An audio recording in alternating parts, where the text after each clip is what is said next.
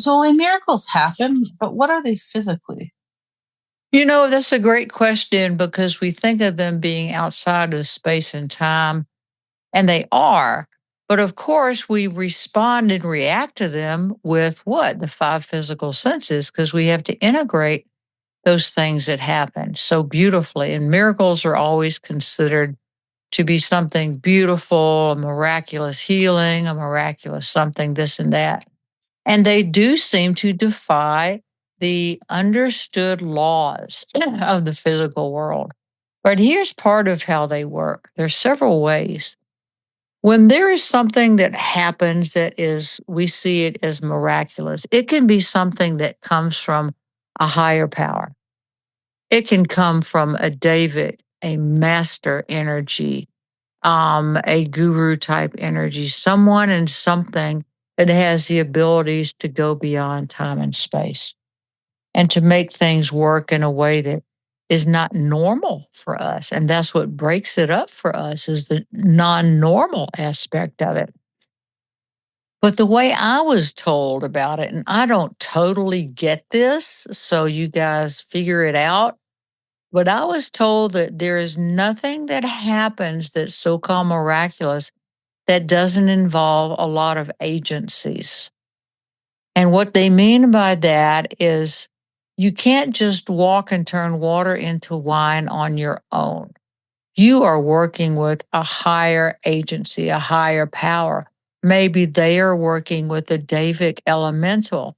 Maybe they are working with what? Should just throw it out, a cryptid. I don't know. But it's never just one thing.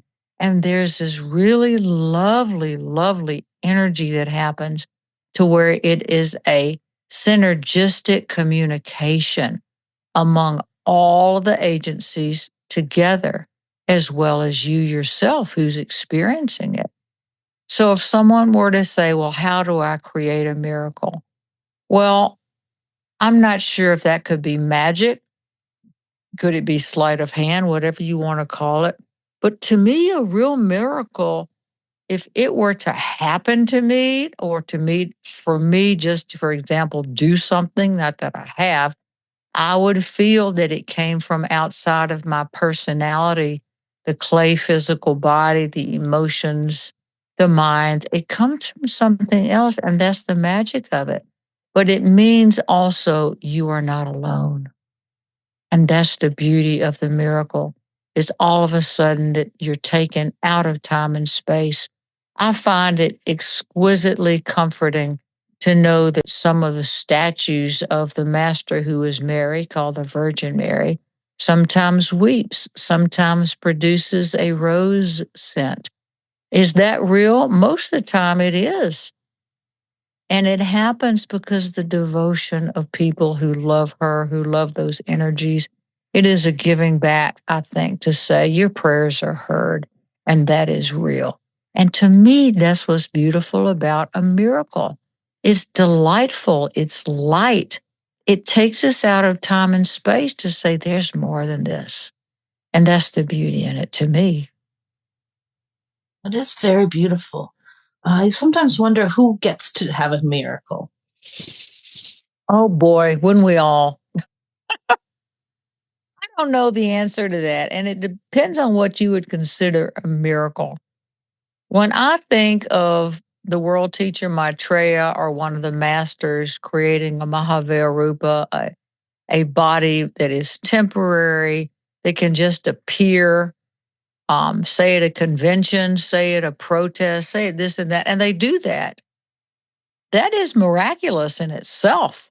And they are doing that to let you know that they are there.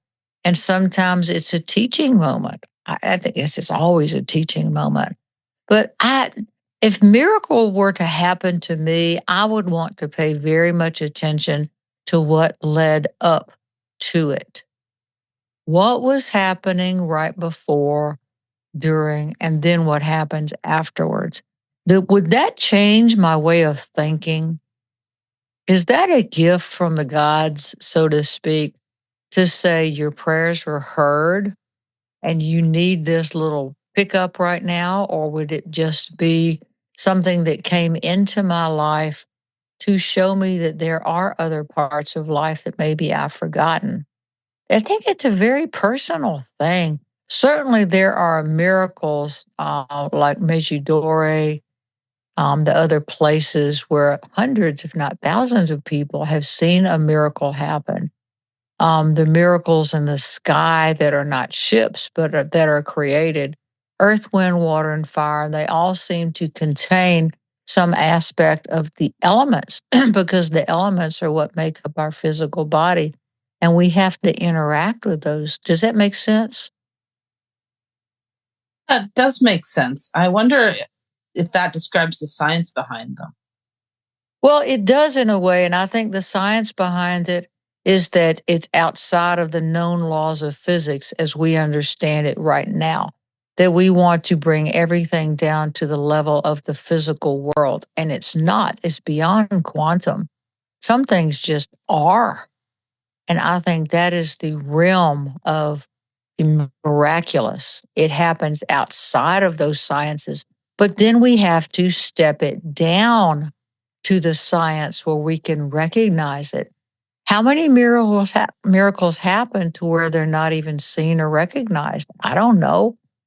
But we've got to relate it to something that we already know. You see, we have to connect it. There has to be a connecting point. And that connecting point is going to be the science of it, it's the biology of it, it's the point of using the five physical senses and the elements to bring it into reality. That's a good point because we might not even notice miracles otherwise, or we might not know what to do with them. Yeah, and doesn't it make you think, have I missed something?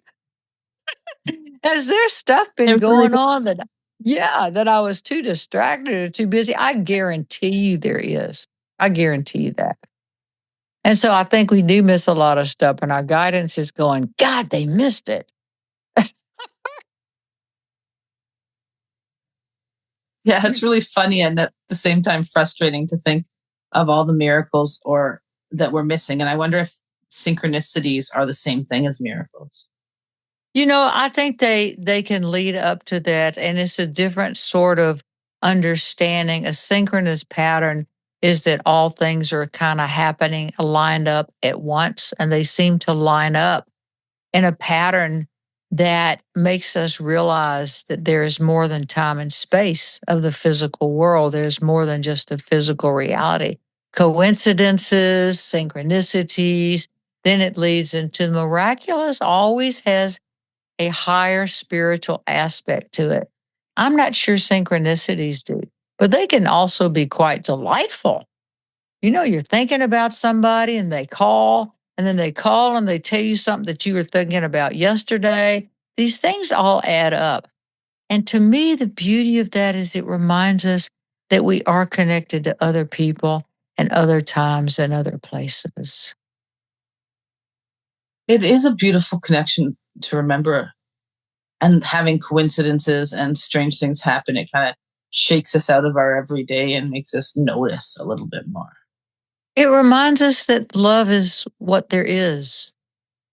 A miracle. Can you imagine a miracle that doesn't involve love? No, I can't. I just can't. Is it a miracle my car started when I didn't think it would? No, that's not. I don't think that's a miracle. Now, it could be help from spirits. It could be this, or this. But I think when we speak of the miraculous, we certainly speak of things that are outside of time and space. And the miraculous is more definitive, I think, than a synchronicity or a coincidence. Yeah, that's right. There's something more mystical or unknown about miracles. Well, it is. And not only that, but I think synchronicities and coincidences do happen a lot. All the time. I don't know about all the time. I mean, what's all the time? But we seem to be, when you come into these bodies, we're locked into time and space for the reason of understanding how to live in these patterns and how to make these patterns exist with some kind of reasonableness. How is it? Is it reasonable that these things are happening? Am I part of something that is more than me? Yes, you are. You're part of something that not only is more than you, but there is more to you to come. And that's the beauty of it. And many times it just shows us that.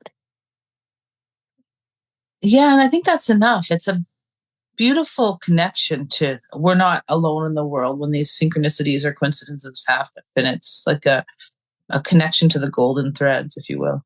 Yes, the golden threads. And I think a lot of our stress comes from feeling we're disconnected and When we're we never really abandoned. are. Right. And I'm convinced that we don't understand most things. That's part of what the curiosity is. And those golden threads can lead to a detachment to where we notice more and allow more without having to press it into form so radically. And I'll tell you what I mean by that. To me, a golden thread is the hope and the opportunity of coming into a feeling nature. There's no words for it. There's no words. When you have a synchronicity, a coincidence, a miraculous thing happen, there's really no words to explain that. It's a feeling. And it reminds you of something you don't really know what it is. And that's part of the beauty of it. And we come to this earth in these physical forms to seek reason, to seek answers, but also to seek the mystery. But at some point, we have to conclude those cycles and just kind of let things go and see how it feels. That's the love. That's one thing I've definitely been noticing the more I've been aware of golden threads. It's a lot easier to feel love and not worry about the uncertainty. It's a lot easier to be more peaceful and calm. That's so important. And how do we affect other people? What is the effect and the affect of calmness and of love and of divinity? When you think of when your children were babies and you're in the calm and you're holding your child and it's quiet and you're feeding the child or the child is asleep. There really aren't words for that. That's an archetype of mother and child. And that archetype continues our whole life. That is something that never changes. These archetypes are the building blocks, and miracles feed into that because it reminds us of why we're here. We're here to experience this physical world, not just in the physical with the laws of science, but the other 50%, which is the intuitive and the divine feminine. And I think the miracles happen in the world of the divine feminine rather than in the physical. And that's probably why we don't notice them so much because we're stuck in the physical. We can't see the nuances of the miracles around us. Yes, and we fight that, and that never ends. That's part of life on earth. I don't for a second believe that there's something wrong with us because we can't get that. I think it's an aspect of human nature. We're people, and we agree when we come into form that we're going to have feelings and emotions, and it's going to be messy, and we will never figure out most things that bother us. We don't, but we try, and it's that effort. That effort is the golden thread that leads to divinity. By trying and putting forth an effort, you step out of the freeze point, out of the flight, out of the fear, out of the fight. You step out of that and you go in the other direction into the I am.